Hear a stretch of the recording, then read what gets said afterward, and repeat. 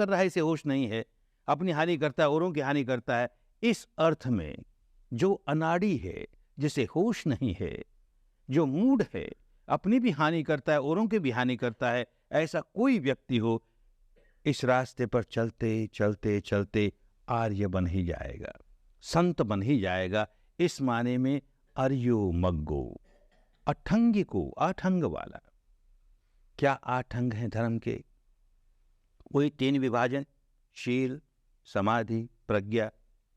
तो शील के अंतर्गत धर्म के 3 अंग आए, समाधि के अंतर्गत धर्म के 3 अंग आए, और प्रज्ञा के अंतर्गत धर्म के बचे हुए 2 अंग आए।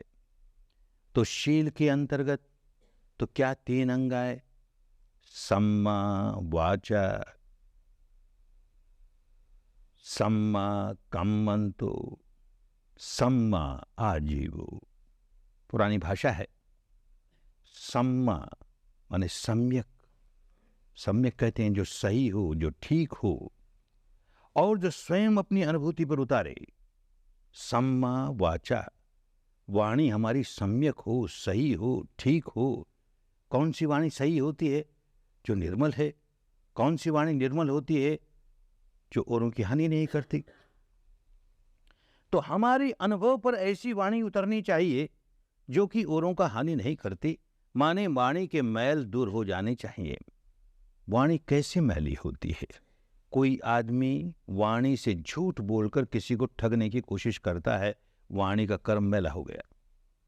कोई आदमी कड़वी कटु बात बोल करके किसी का जी दुखाता है, जिसमें उसका जरा भला नहीं समाया हुआ, केवल जी दुखाने के लिए कटु बात बोलता है, कड़वी बात बोलता है, वाणी का कर्म मैला हो गया। कोई आदमी इधर की बात सुन करके उसमें जरा नमक मिर्च लगा करके वहां बोल देता है, वहां की बात सुन के यहां बोल देता है, यूं चुगली का काम करता है, परनिंदा का काम करता है। 2 व्यक्तियों में परस्पर प्रेम हो, स्नेह हो तो तोड़वा देता है। ये काम वाणी का दुष्कर्म हो गया, मैला हो गया वाणी का कर्म। ऐसे ही कोई आदमी निकम्मी फजूल बातों में समय खराब करता है, अपना भी औरों का भी, वाणी का कर्म मैला हो गया। इन चारों से जो बचा वो निर्मल ही निर्मल, सम्मा वाचा वाणी अपने आप सम्यक हो गई तो बचे। सब पापस्स अकर्णं, इस तरह की वाणी के कर्मों से हम कैसे बचे? सम्मा वाचा, सम्मा कम्मंतो, कर्मांत है। हर कर्म पहले मन में जागता है, आगे बढ़ता है, वाणी पर उतरता है, उससे आगे बढ़ता है तो शरीर पर उतरता है। तो कर्मांत माने हमारे शरीर के जो कर्म हैं वो भी सम्यक हों, सही हों, कल्याणकारी हों, अपने लिए भी औरों के लिए भी, मैले नहीं हों। तो शरीर के कर्म का क्या मैल है? कोई व्यक्ति अपने शरीर से किसी अन्य की हत्या कर देता है, शरीर का कर्म मैला हो गया। कोई व्यक्ति शरीर से कोई वस्तु जो दूसरे की है उसे चुरा लेता है, उसे छीन लेता है, उसे झपट लेता है, उसे अपना लेता है, उसे हथिया लेता है, शरीर का कर्म मैला हो गया। कोई व्यक्ति अपने शरीर से व्यभिचार कर लेता है, शरीर का कर्म मैला हो गया। कोई व्यक्ति अपने शरीर से नशा पता कर लेता है, शरीर का कर्म मैला हो गया। ये सारे के सारे काम हमारी भी हानि करने वाले, औरों की भी हानि करने वाले। इनसे अगर बचते हैं तो सम्मा हो गया, सम्यक हो गया, और वो सम्यक अनुभूति पर उतरता है, कल्याणकारी बात हो गई। उपदेश की बात नहीं है केवल, वैसा अपने अनुभव से होने लगा। हत्या नहीं करते, चोरी नहीं करते, व्यभिचार नहीं करते, नशा पता नहीं करते, ऐसा अपनी अनुभूति पर उतरने लगा। सम्मा कम्मंतो, सम्मा आजीवो, जो आजीविका है वो भी सम्यक होनी चाहिए, सही होनी चाहिए, शुद्ध होनी चाहिए, निर्मल होनी चाहिए, और वो जीवन में उतरनी चाहिए, खाली उसके उपदेश न रह जाएं। हर व्यक्ति को जीवन यापन के लिए कोई ना कोई आजीविका का सहारा लेना ही पड़ता है। वो कैसी है आजीविका? गृहस्थों के लिए ज्यादा आवश्यक सजग रहने के लिए। सन्यासियों के भी अपने नियम हैं कि जो प्राप्त करता है गृहस्थ से वो किस तरह से करे। गृहस्थों के क्या नियम हैं? हमारे घर आमदनी का जो रास्ता है, हमारे घर उस आमदनी के रास्ते से जो पैसा आता है, वो आमदनी का रास्ता कैसा है? उस आजीविका से कहीं औरों की हानि तो नहीं कर रहा? अपने घर तो पैसा आ रहा है, पर औरों की हानि तो नहीं कर रहा? इसे सजग होकर देखेगा कि मेरी आजीविका की वजह से समाज के अन्य लोगों को हानि तो नहीं पहुंचा रहा मैं। जैसे मसलन उदाहरण के तौर पर एक आदमी कहता है कि मैं कोई नशा पता नहीं करता, बड़ा शीलवान हूं, मैं कोई नशा पता नहीं करता। अच्छी बात है, लेकिन धंधा करता है शराब का, गांजे का, अफीम का, भांग का, तो जो खरीद के जाएगा वो नशा पता ही करेगा, अपना शील सदाचार तोड़ेगा, तो लोगों को शील सदाचार का जीवन जीने में बाधक हो गया ना, उनको शील सदाचार तोड़ने में सहायक हो गया ना, तो उनकी हानि कर दी ना। मेरे घर पैसा तो आया, लेकिन मैंने कितने लोगों की हानि की। इसी प्रकार कोई कहता मैं हत्या तो नहीं करता, मैं नहीं हत्या करता, लेकिन धंधा करता हथियारों का, बंदूकों का, तलवारों का, भालों का, जो ले जाएगा किसी की हत्या करेगा। अरे तो तू प्रोत्साहन दे रहा है ना औरों को अपना शील सदाचार तोड़ने के लिए, आजीविका सम्यक नहीं तेरी। ऐसे कोई आदमी कहे मैं हत्या उत्या नहीं करता, लेकिन पशु पालता हूं, गाय पालता है, भेड़ें पालता है, बकरे पालता है, उनको खिला पिला के खूब मोटा करता है और कसाई को बेच देता है, मैं नहीं हत्या करता, वो करे ना ही बात हुई, ठीक बात नहीं हुई, सम्यक आजीविका नहीं हुई। एक आदमी कहता है मैं हत्या नहीं करता, कोई कसाई करता होगा और धंधा करता है मांस बेचने का, तो प्रोत्साहन दे रहा है ना उसको, सम्यक आजीविका नहीं हुई। एक आदमी आजीविका उसकी ऐसी कि विष का धंधा करता, जहर का धंधा करता, कोई ले जाएगा किसी को देगा मार देगा, माने वो सारे धंधे, जिन धंधों को हम दूसरे आदमियों को शीलवान होने से वंचित रखते हैं, जिस धंधे की वजह से उनका शील भंग होने में हम सहायक बन जाते हैं, सम्यक आजीविका नहीं है, बिल्कुल सम्यक आजीविका नहीं है। कभी कभी ये भी समझ लेना चाहिए, धर्म की बात है ना, खूब अच्छी तरह समझ लेनी चाहिए कि ऊपर ऊपर से तो ये काम बड़ा शुद्ध नजर आता है, इसमें कोई दोष की बात नहीं है, लेकिन अगर चित्त की चेतना दूषित है तो वही काम सम्यक आजीविका नहीं, मिथ्या आजीविका हो जाएगा। एक उदाहरण बताएं, वर्षों पहले जबकि शुद्ध धर्म की कोई जानकारी नहीं थी, उस पर चलना तो बहुत दूर की बात हुई, उन दिनों की बात है। घर का कोई एक परिवार का सदस्य बहुत बीमार पड़ गया, बहुत बीमार पड़ा। जो घरेलू डॉक्टर था, फैमिली डॉक्टर था, वो कहीं बाहर गया हुआ, तो किसी और डॉक्टर को बुलाएं। तो वहां का एक और प्रसिद्ध डॉक्टर रंगून का जानता था कि वो बुलाने से आएगा नहीं, लेकिन फिर भी हिम्मत करके चला गया कि बुला के लाएं, किसी तरह से खुशामद करें उसकी, रोगी बहुत ज़्यादा रोगी है, उसके यहाँ बहुत भीड़ रहती है। उस दिन ऐसा संयोग हुआ कि वो अकेला बैठा मक्खी मार रहा, कोई रोगी नहीं उसके पास। तो मन तो खुश हुआ कि अब डॉक्टर साहब साथ चलेंगे, बहुत भीड़ होगी तो ना आए, लेकिन कौतूहल के मारे पूछ लिया कि डॉक्टर साहब आपके पास रोज इतनी भीड़ रहती है, आज क्या बात हुई, भीड़ नहीं है? तो बड़ा उदास चेहरा बना के कहता है कि भाई क्या बताएं, इस सीजन में तो गांव में, नगर में कोई न कोई बीमारी फैलती ही है। इस साल क्या हुआ पता नहीं, कोई बीमारी नहीं फैली। अरे कैसा डॉक्टर है, ये चाहता है कि बीमारियां खूब फैले तो मेरे घर में खूब आमदनी हो, लोगों को ज्यादा से ज्यादा बीमार देखना चाहता है।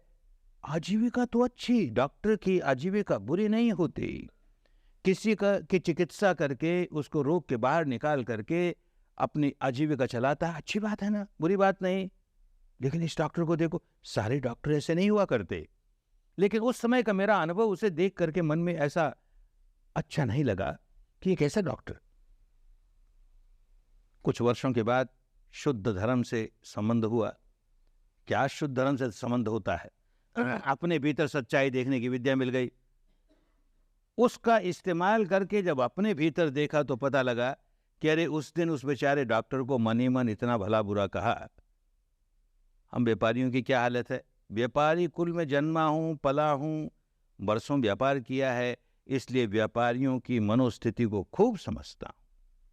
व्यापारियों की क्या मनोस्थिति होती है, कहीं दुनिया में लड़ाई लग जाए, विश्व युद्ध शुरू हो गया, अकाल पड़ जाए, दुर्भिक्ष पड़ जाए, कुछ ऐसी अवस्था आ गई कि जिससे कंज्यूमर गुड्स की तंगी हो गई, और तंगी हो गई तो दाम बढ़ने लगे, तो हम व्यापारी लोग अपनी व्यापारी भाषा में कहते हैं बाजार सुधर रहा है। हमारे लिए बाजार सुधर रहा है ना, बहुत पैसे आएंगे, लोगों को चाहे जितनी तकलीफ हो, हमारे लिए दाम बढ़ना, चीजों का दाम बढ़ना हमारी मनोवृत्ति है कि चीज़ों का दाम बढ़ना अच्छी बात है, इसी में कमाई होगी। और मान लो लड़ाई वड़ाई बंद हो गई, दुर्भिक्ष नहीं रहा, सुभिक्ष हो गया, कंज्यूमर आइटम्स खूब मिलने लगे, दाम गिरने लगे, तो बड़े उदास मन से कहते हैं बाजार चौपट हो गया, हमारे बाजार चौपट हो गया। अरे मनोवृत्ति कैसी, मेरे चित्त की चेतना कैसी? अपने ओर से 1000 कहता रहूं कि मेरी ये आजीविका सम्यक आजीविका है, अगर मेरी चित्त की चेतना केवल शोषण करने की है, अधिक से अधिक धन लोगों से कैसे मेरे पास आ जाए, भले लोगों को चाहे जितना कष्ट उठाने पड़े, मेरे पास धन कैसे संग्रहित होता चला जाए, तो ऊपर ऊपर से सम्यक दिखने वाली आजीविका भी समझ लेना चाहिए सम्यक नहीं है, हानिकारक है। गृहस्थ हैं, धन कमाने में कोई दोष नहीं, एक बात समझ लेनी चाहिए, कोई गृहस्थ नहीं है, गृह त्यागी सन्यासी है, उसके लिए धन संग्रह करना बहुत बड़े दोष की बात। ठीक इसी प्रकार गृहस्थ का धनहीन होना दोष की बात। गृहस्थ है तो किसी के सामने हाथ नहीं फैलाएगा, अपनी ईमानदारी के साथ, अपने परिश्रम के साथ धन कमाएगा, अपना भरण पोषण करने के लिए, अपने परिवार का भरण पोषण करने के लिए, ये धर्म की बात है। लेकिन एक कठिनाई भी आती है, बहुत बड़ी कठिनाई आती है।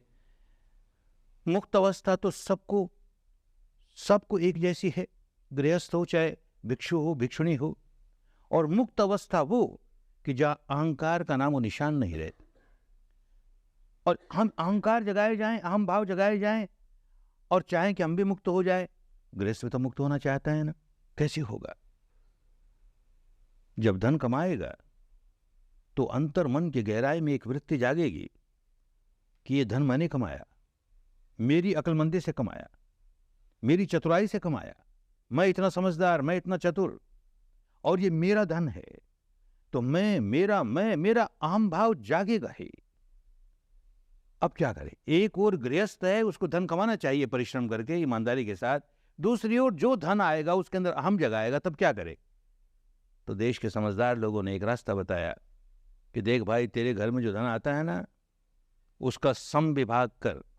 भारत की पुरानी भाषा है, सम विभाग कर, यानी उसको अपना मत मान, उसको बांट। गृहस्थ है, अपने आप का भरण पोषण करना है, अपने परिवार का भरण पोषण करना है, इसमें कोई दोष की बात नहीं, लेकिन अपना भरण पोषण करके, परिवार का भरण पोषण करके कुछ हिस्सा बचा और उसे बांट लोगों को, समाज का हिस्सा है। ये सारा धन तेरे पास आया, कहां से आया? समाज से आया, लोगों से आया, और इन लोगों को बदले में तू क्या दे रहा है? तो अधिक कमाए तो अधिक, कम कमाए तो कम। हर गृहस्थ के लिए आवश्यक है कि जो धन कमाता है उसका एक हिस्सा बांटे, अवश्य बांटे। दूसरी बात, विपश्यना के रास्ते पर आने वाले व्यापारी वर्ग के लोग बार बार आके पूछते हैं, कहते हैं कि क्या करें, सारी समाज की व्यवस्था, शासन की व्यवस्था इतनी बिगड़ी हुई है कि हम चाहते हैं ईमानदारी से धंधा करें, नहीं कर पाते, तो क्या करें? उनकी बात खूब समझ में आती है, क्योंकि स्वयं व्यापार धंधे में से गुजरा हूं, परिवार के लोग कर रहे हैं, इसलिए खूब समझता हूं। तो एक बात कहता हूं उनसे कि भाई, जहां ये बिगड़ी हुई व्यवस्था तुमको घुटना टेकने के लिए मजबूर करती है, उसको एक बार अलग रखो। तुम कम से कम उन बातों में तो दोष का काम मत करो जिसमें तुम्हारा अधिकार है। एक बात तो तुम्हें समझ लेनी चाहिए, जो लोग विपश्यना के रास्ते चलना चाहते हैं और व्यापारी हैं, एक बात तो उनको अच्छी तरह समझ लेनी चाहिए कि मेरे घर में जो धन आता है वो मेरे ग्राहक की पॉकेट से आता है, तो मेरा ग्राहक मेरा अन्नदाता, उसका दिया हुआ अन्न खाता हूं। अपने अन्नदाता को कभी धोखा नहीं दूंगा, अपने ग्राहक को कभी धोखा नहीं दूंगा, क्वालिटी में कि क्वांटिटी में कि माप में कि तोल में, किसी काम में धोखा नहीं दूंगा। इतना तो तुम कर सकते हो ना। इसमें राज्य की व्यवस्था क्या कहती है? इसमें और बात क्या कहती है? ये तो तेरा लोभ है ना कि तू उसको धोखा देता है अपने ग्राहक को। बस आरंभ करने वाले व्यक्ति को, विपश्यना के रास्ते चलने वाले व्यापारी व्यक्ति को ये दो बातें गांठ बांध देनी चाहिए, मैं अपने ग्राहक को धोखा नहीं दूंगा, एक बात, और जो धन आएगा उसका एक हिस्सा बांटूंगा, लोक कल्याण में लगाऊंगा, सम विभाग करूंगा, तो सम्यक आजीविका हो गई। तो मिथ्या आजीविका नहीं है। अन्यथा ये 2 काम नहीं करता है और वो 4-5 तरह के व्यापार भी नहीं करता है, तो भी आजीविका सम्यक नहीं हुई। मनोवृत्ति केवल संग्रह करने की है। औरों को हानि पहुंचे तो पहुंचे, मेरे पास संग्रह हो जाए, हानिकारक बात होगी। सम्मा आजीवो, ये तीनों के तीनों शील के अंतर्गत आए। अब समाधि के अंतर्गत 3 और आए, सम्मा वायामो, सम्मा सति, सम्मा समाधि। सम्मा वायामो, सम्यक व्यायाम, ठीक तरह का व्यायाम, परिश्रम, पुरुषार्थ, मेहनत। हमारा शरीर कमजोर हो जाए, चले तो यूं डगमगाए, तो कोई हमको समझदार आदमी कहता है भाई जरा शरीर की कसरत कर, तेरे शरीर के मांसपेशियां मजबूत हो जाए, तो यूं डगमगाओ नहीं, इतने दुर्बल नहीं हो, तरह तरह के रोग नहीं लगे तुम्हें। ठीक इसी प्रकार हमारा मन दुर्बल हो जाए, रोगी हो जाए, तो समझदार आदमी कहेगा मन की कसरत कर रहे, और ये 2 दिन काम करके सबने देख लिया ना, कैसा रोगी मन लिए चल रहे हैं, कितना दुर्बल मन, कितना डगमगाता है, हर क्षण कभी यहां डगमगाया, कभी वहां डगमगाया। ऐसा दुर्बल मन, ऐसा रोगी मन, कसरत चाहिए। इसको सबल स्वस्थ बनाने के लिए कोई कसरत चाहिए, जो कसरत हमारे रोगी मन को निरोगा बना दे, हमारे दुर्बल मन को सबल बना दे, बस वो सम्यक व्यायाम। तो 4 तरह की कसरत होती है। पहली कसरत तो ये कि अपने मन को जांच के देखो कि मेरे मन में ये दुर्गुण है, ये दुर्गुण, जो दुर्गुण हो उसे जानो और उसे दूर करो, उस दुर्गुण को दूर करो। पहली कसरत हो गई, अच्छी कसरत हो गई। फिर जांचो, मेरे मन में अमुक दुर्गुण नहीं है, अमुक दुर्गुण नहीं है, तो मन के सारे दरवाजे बंद। अमुक दुर्गुण नहीं है तो अब आने नहीं चाहिए, हम आने नहीं देंगे इसको। दूसरी कसरत हो गई। फिर अपने मन को जांचो। धर्म के रास्ते चलने वाला आत्मनिरीक्षण करता है, स्वनिरीक्षण करता है। औरों की ओर मत देखो, अपनी ओर देखो। देखता है मेरे मन में ये सद्गुण है, ये सद्गुण है, तो अहंकार नहीं जगाओ, ये सद्गुण है, अच्छी बात है। अब जो सद्गुण है उसे कायम रखना है, कहीं चला न जाए, इसका संवर्धन करना है। तीसरी अच्छी कसरत हो गई। फिर अपने मन को जांच के देखता है, मेरे मन में ये सद्गुण तो है ही नहीं, ये सद्गुण तो है ही नहीं, निराशा नहीं, उदासी नहीं, ये सद्गुण नहीं है, तो अच्छा इसको लाएंगे। मन के सारे दरवाजे खोल दिए, जो सद्गुण नहीं है उसको ले आएंगे। अरे जो दुर्गुण है उसे दूर करेंगे, जो दुर्गुण नहीं है उसे आने नहीं देंगे, जो सद्गुण है उसे रोके रखेंगे, उसका संवर्धन करेंगे, जो सद्गुण नहीं है उनको लाएंगे। बस ये 4 कसरत ऐसी कसरत है कि वो हमको ठीक धर्म के रास्ते आगे पहुंचा देगी। सम्मा वायामो, सम्मा सति, सति माने स्मृति। 2500 वर्ष में कहा ना, भाषा बदल जाती है, शब्द बदल जाते हैं, शब्दों के अर्थ बदल जाते हैं। आज के भारत की सभी भाषाओं में स्मृति शब्द का एक ही अर्थ रह गया, मेमोरी, याददाश्त। 2500 वर्ष पूर्व की भाषा में केवल यही अर्थ नहीं था, एक इससे बड़ा और अर्थ था, और वो था सजगता, सजग रहना। किसके प्रति सजग रहना? अपने आप के प्रति सजग रहना, उसको सती कहते थे। अपने इस शरीर प्रपंच के प्रति सजग रहना, अपने चित्त प्रपंच के प्रति सजग रहना, अपने सारे कर्मों के प्रति सजग रहना, उसको सती कहते थे, स्मृति कहते थे। खूब सजग, यही काम शुरू किया। कल और आज यही तो कर रहे हैं ना, अपने बारे में, अपने शरीर और चित्त के बारे में क्षण प्रतिक्षण जो सच्चाई प्रकट हो रही है उसको जान रहे हैं। सांस आता है, जाता है, आता है, जाता है, इस नासिका से उस नासिका से, उसे जान रहे हैं। छूता है, यहाँ छूता है, वहाँ छूता है, उसे जान रहे हैं। इस सती का काम। अब सारा का सारा मार्ग हमें स्थूल से सूक्ष्मता की ओर ले जाने वाला। तो अब तक जो अनुभूतियां हुई इस सांस के सहारे सांस के बारे में जो भी जानकारी हुई, अब देखेंगे आज रात को और कल सारे दिन भर इससे अधिक सूक्ष्म सत्य प्रकट होना शुरू हो जाएगा। एक काम हमने जानबूझ के ये किया कि अपने बारे में सच्चाई जानने के लिए सारे शरीर पर ध्यान नहीं लगाया। शरीर का एक छोटा हिस्सा, ये तिकोना हिस्सा, ऊपर वाले होंठ से लेकर के नासिका तक का हिस्सा, बस पहले इस स्थान की सच्चाई जानेंगे। यहाँ क्या हो रहा है, यहाँ सांस आ रहा है, जा रहा है, यहाँ छू रहा है, वहाँ छू रहा है, ताकि अपना मन थोड़ी सी दूर में ही रहे। और थोड़ी सी दूर में जब मन रहता है तो वो बड़ा सूक्ष्म हो जाता है, बड़ा संवेदनशील हो जाता है। हमको अपने मन को सूक्ष्म करना है, संवेदनशील करना है, ताकि सारे शरीर के बारे में जान जाए आगे जाकर के। सारे चित्त के बारे में जान जाए आगे जा करके, तो अभी तो इतने सी दूरी में, तो इतने सी दूरी में अब आज रात को देखेंगे, कल दिन को देखेंगे कि सांस तो आ रहा है, जा रहा है, छू भी रहा है, और क्या हो रहा है? सच्चाई ये है कि सारे शरीर में प्रति क्षण शरीर के अणु अणु में कोई ना कोई घटना घट रही है, कोई ना कोई बायोकेमिकल रिएक्शन हो रहा है, जीव रासायनिक प्रतिक्रिया चल रही है, कोई ना कोई इलेक्ट्रोमैग्नेटिक रिएक्शन हो रहा है, विद्युत चुंबकीय प्रतिक्रिया चल रही है, सारे शरीर में कुछ ना कुछ हो रहा है। मन हमारा इतना स्थूल है, कभी उस ओर ध्यान भी नहीं दिया। एक तो स्थूल है और एक हमेशा बहिर्मुखी रहा, अपनी ओर कभी नहीं देखा। अपनी ओर देखने का कोई प्रक्रिया की भी, ध्यान लगाने बैठे भी, तो अपने बारे में सच्चाई को नहीं देखा। बस कोई कल्पना, हमारी मान्यता ये, ऐसा आत्मा होती है, वैसा परमात्मा होता है, ऐसी आत्मा नहीं होती है, वैसा परमात्मा नहीं होता है, आत्मा और परमात्मा दो होते हैं, नहीं एक। इसी कल्पनाओं में सारा समय खो दिया। अपने बारे में तेरा राग कहाँ जागता है, तेरा द्वेष कहाँ जागता है, और किस कदर तू बढ़ाई जा रहा है, कैसे गांठे बांधे जा रहा है, उसमें से कैसे निकल सकता है, इस ओर ध्यान ही नहीं। और निकम्मी काल्पनिक बातों में सारा समय खोया।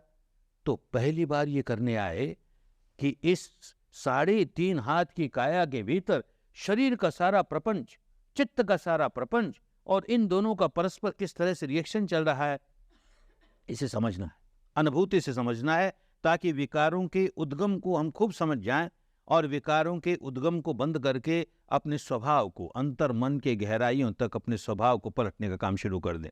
राग वाला स्वभाव कैसे राग विहीन होता चला जाए, द्वेष वाला स्वभाव कैसे द्वेष विहीन होता चला जाए, मोह वाला स्वभाव कैसे मोह विहीन होता चला जाए, तो स्थूल से सूक्ष्मता की ओर बढ़ेंगे। तो सारे शरीर में कुछ न कुछ हो रहा है, कोई न कोई संवेदना हो रही है। संवेदना हम उसको कहते हैं कि जो शरीर के स्तर पर कुछ अनुभव हो, कुछ महसूस हो।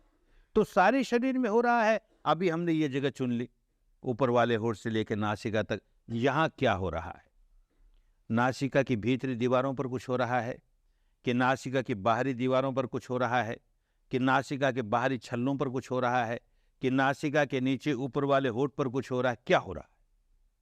तो पहली बात तो जरा ध्यान देंगे तो ये पकड़ में आएगी कि अरे देखिए, जो सांस आ रहा है और सांस जा रहा है, इनके तापमान में फर्क है। कभी ध्यान दिया ही नहीं।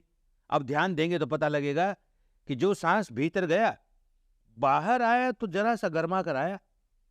भीतर आने वाले सांस से बाहर आने वाला सांस जरा सा ज्यादा गर्म है। नेचुरल बात है, स्वाभाविक बात है। हमारे शरीर के भीतर का टेम्परेचर ज्यादा है, बाहर के वातावरण का टेम्परेचर कम है। तो बाहर के वातावरण की हवा भीतर गई और भीतर के गर्म वातावरण को छुई, बाहर निकली, जरा से गर्मा के निकली। कभी जाना नहीं था क्योंकि ध्यान नहीं दिया। बात तो हमेशा वही होती थी। पहली बात ये। और जरा सा ध्यान देंगे तो अब धीरे धीरे, अच्छा सांस को छोड़, सांस आ रहा है जा रहा है, सांस को जाने बिना भी और क्या घटना घट रही है। सांस की वजह से ये गर्मी मालूम हुई, सर्दी मालूम